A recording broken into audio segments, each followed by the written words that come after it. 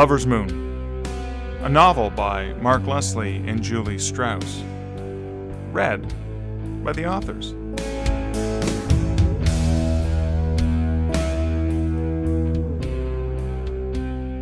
Tuesday, June 14th, 2011. Chapter 12. Gail. Isabeau had been chattering for the last hour, but I was having a hard time paying attention. Instead, I stared out the train window, watching our city fall away and the colorful countryside emerge. Have you heard there's going to be an off-Broadway show about a battle between banshees and mermaids? It's supposed to be some feminist commentary, but I bet they'll just make it look like a wet t-shirt contest. I handed her a book, hoping she wouldn't notice how distracted I was. Is it pronounced Wendigo or Wendigo? She tucked both of her feet underneath her and flipped the pages without reading. It depends on the source, I told her, not looking up from the book I was pretending to read. Every tribe has its own variation. All based in Algonquin family languages, she read aloud. Don't you think it's interesting how neighboring communities develop similar folklore traditions? Algonquin. I had dragged Isabel on this field trip for several professional and private reasons, and it was unfair not to give her my full attention. But that word stuck in my head, and now I was lost. Algonquin. A beautiful word when I thought about it. And I had been thinking about that particular word almost every day for the last month. It was the combination that made it so delicious. A nice mix of hard consonant edges and soft round vowels, ending in that pleasing, sonorous I muttered it to myself again, dragging out that last syllable as long as possible. Gail, are you alive? I snapped back to attention. Iz was eyeing me coolly, a knowing quirk in her eyebrow. Sorry, did you ask me something? Tell me, why are we doing this? It seems like two people who just survived an apocalyptic bee attack should be watching over their store. I sighed. Is it weird that I kind of miss the bees? Her ebony face creased into a grimace. Very. Those things could have hurt us if they wanted to. But they didn't want to, I said. They just wanted to live their bee lives and make honey. I had, in fact, stopped lighting candles and incense when I opened the store, not wanting to diminish the rich honey scent that still lingered in the air. So tell me why this conference is so important? Professor Donis is one of the preeminent Ojibwe scholars in the world. This talk about Wendigo folklore will educate us, and when people come in looking for antlers for their Halloween costume, we can educate them about cultural appropriation and maybe teach them something real. Don't look at me. Stealing other cultures is white people shit. I know. That's why I want to learn. But look at all the different lectures we can attend. I handed her the brochure, and she looked through the long list of esteemed speakers. She was quiet a moment, tapping her long nails, aubergine-colored today, on her phone. And I suppose the fact that your mother is one of the speakers at this conference has nothing to do with why you invited me along? A university conference on occult history makes perfect sense for us as owners of an occult store. I stared out the window again. But we both know she's nicer to me when you're around. I like your mom, Isabeau said. She has good vibes.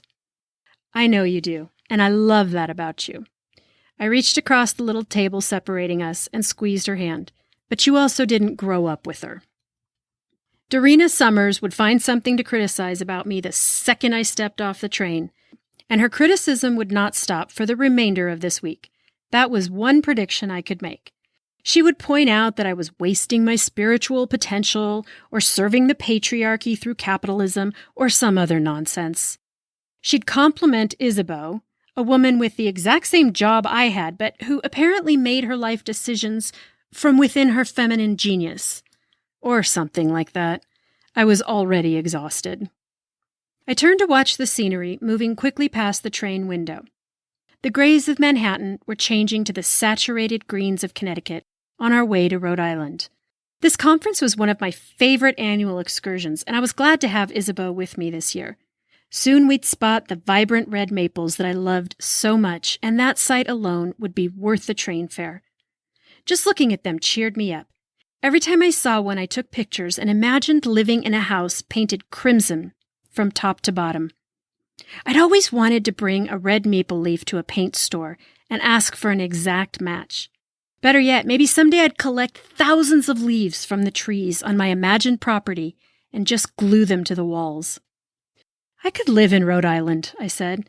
If I bought a house here, I would paint every single room that exact shade of red. Isabeau stared at me like fish were growing out of my head. What are you talking about? She said. Those trees. I pointed out the window. You know how much I love them. I've read that red maple leaf has healing properties. We should stock it at the shop. She stared at me for a long time and then crossed her arms. You slept with him. Damn. Isabeau could straight up read my mind. It was spooky. With who? I tried to use an innocent voice. Nope. She lifted her right index finger in the air, a teacher making a point to a very naughty student. We are not playing that game. That's why I've barely seen you all month, and you can't concentrate, and you're talking about crazy houses. You slept with that tall writer guy, didn't you? His name is Michael. We were at a stop, and passengers filed past our seats, oblivious to the war of wills happening in front of them. First of all, I don't see what his height has to do with— I cannot believe I didn't figure this out, she interrupted.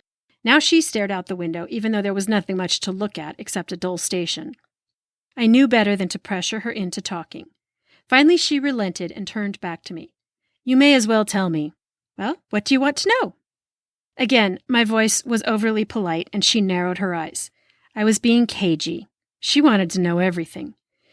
Let me just say this. He's good. He's good. Her eyes hardened. In bed? No, that's not what Well, yes, that too. I tried to force myself not to blush, but I could tell that it wasn't working. What I meant was, he's a good man, a good person. I saw her face soften, just a little bit, but she kept her stern expression. Tell me. Okay, you know how I hate the smell of roses? Jonathan bought me roses all the time. At first I thought he was really a chivalrous guy. He likes to act like a Hallmark hero who shows up to a date with a bouquet. And it's cute, and women are supposed to love getting flowers and all that shit. But after the 6th or 7th time I told him that they make me sick to my stomach, I realized it was the opposite of chivalrous. He was just a guy with more dick in his personality than in his pants. So the writer's a good guy because Jonathan brought you the wrong flowers? Don't be obtuse. And his name is Michael. You know that. You think he's like every other guy I've dated because he's tall. And I'm telling you how he's different. So a couple of nights ago, we were out for dinner, and I ordered a bowl of minestrone soup. And he goes, hang on, I think this place puts mushrooms in their minestrone soup. I had mentioned that I don't like mushrooms once, just in passing a few weeks ago. And he remembered. And he lets me sleep in his t-shirts because they're softer than mine. And he keeps the wine that I like in his fridge even though he doesn't care for it. He asks me what I think of the books I'm reading, and he actually listens when I answer. And he's good in bed, she said. I can tell by the way you won't share details. If he wasn't, I'd be hearing all about it. I took a deep, slow breath and worked hard to steady my voice. Yeah, it's pretty good. Oh, Lordy, she groaned. You are in trouble. But that's what I'm saying. For once, I don't think I am. A few days away in Rhode Island seems like the perfect new boyfriend kind of getaway. So where is Superman right now? Well, he thinks Superman is overrated. There's nothing interesting about a hero born with superpowers. He's a big Spider-Man fan because of that notion of the regular guy taking care of his neighborhood is the truest form of heroism. Her face hardened again, but I put up a hand before she could level me with one of her infamous zingers. I know, sorry, not the point. He has a work thing. A work thing. Yes, a work thing, just like us. What, he can't sharpen his pencils in Rhode Island? There's not a thesaurus in the entire state. Now, I was starting to get pissed off, too. He has an event. He speaks at things and appears on shows and does publicity. He's a very successful writer. We sat in silence for the next half hour, and I itched in the misery of it. Iz and I rarely argued, but when we did, it felt like I was missing a lung. Finally, we heard the announcement that our stop was coming up, and we started gathering our things. "I just don't want you to get hurt," she said quietly. "I know it's not about me, but try to put yourself in my place. Imagine watching your best friend's heart get broken over and over again. I feel so helpless." "Well, maybe this one won't hurt," I said. "For once, I'm in it just for a good time. Pretty soon he'll finish his research and we'll go our separate ways." "My parents eloped after a month," she said. "My mom told me she thought they were just having a good time. They've been married 35 years. So I should marry him. That sounds like an extreme reaction to Jonathan cheating on me, but I trust your advice." She ignored me and continued her story. They both went to a Wham concert with other dates. My dad had these glow sticks and he broke them open and spread it all over his white shirt, and my mom thought that was totally bitchin'. So she asked for one and she did the same. They got to talking and they had the same favorite song. It was their wedding song. That is legit my dream love story. Imagine knowing he's the right one based on a song. "Imagine marrying someone after knowing them just a month," she said. "Even weirder, imagine it lasting this long. How did your parents meet?" "I have no idea. Uncle Albert was the only father figure I've ever had, and we're not even technically blood related. Mother has never once talked about my birth father." I lowered my voice to a dramatic whisper. "I suspect I'm a virgin birth." She rolled her eyes. "Don't you dare try to copy my parents. They were stupid kids who got very lucky. You have a life." I reached both my hands across the little table. Iz looked at them for a brief moment and then put her palms on mine. "I do have a life," I said, "a really good one. And I'm just enjoying this guy while I can. If it turns into something, great. If not, I'll still be glad for my time with him. Really glad. Last night we were—" I glanced around at the other passengers and whispered, "You know. And it's been good from the start, but last night was so intense, I think I actually blacked out for a few seconds." Her eyebrows went up a fraction. "Well, you know I'm going to need more details. But I see your mom standing there on the platform, so I guess we'll have to wait until we're alone in the hotel room."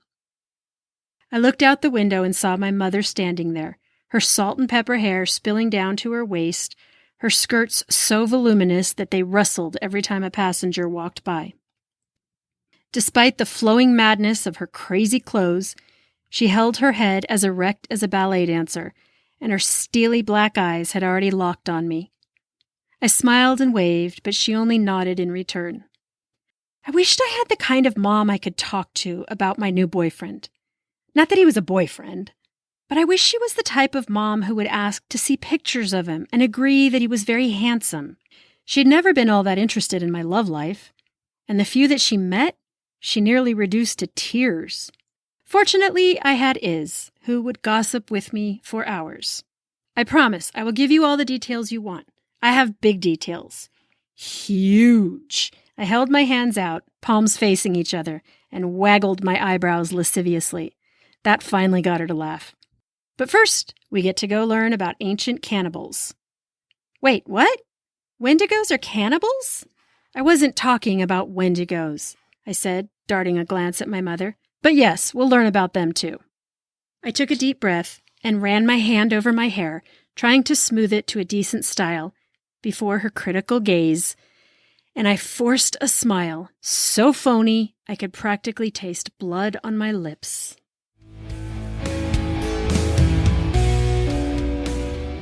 You've been listening to Lover's Moon, a paranormal romantic comedy by Mark Leslie and Julie Strauss. Read by the authors. Lover's Moon is book 5 in the Canadian Werewolf Series, published by Stark Publishing and available in print, ebook, and audiobook. The music used in this production, Waltz Primordial by Kevin MacLeod featuring Alexander Nakarada, was licensed via Incomptech.com and is copyrighted by Kevin MacLeod.